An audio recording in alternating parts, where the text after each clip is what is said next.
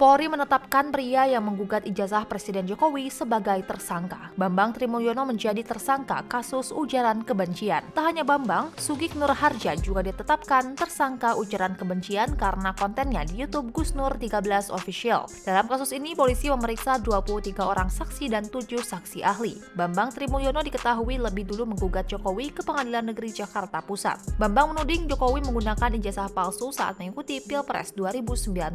Dalam gugatan yang dilayangkan pada Senin 3 Oktober 2022, Bambang meminta Jokowi dinyatakan telah membuat keterangan yang tidak benar dengan memberi dokumen palsu berupa ijazah SD, SMP, dan SMA atas nama Joko Widodo. Bambang juga meminta agar Jokowi dinyatakan melakukan perbuatan melawan hukum karena menyerahkan dokumen ijazah tidak benar sebagai kelengkapan syarat pencalonannya. Selain Jokowi, Bambang juga menggugat Komisi Pemilihan Umum, Majelis Permusyawaratan Rakyat, serta Kementerian Pendidikan, Kebudayaan, Riset, dan Teknologi. Lalu, siapa sosok Bambang? Dikutip dari Kompas.com, Bambang Trimulyono lahir di Blora, Jawa Tengah pada 4 Mei 1971.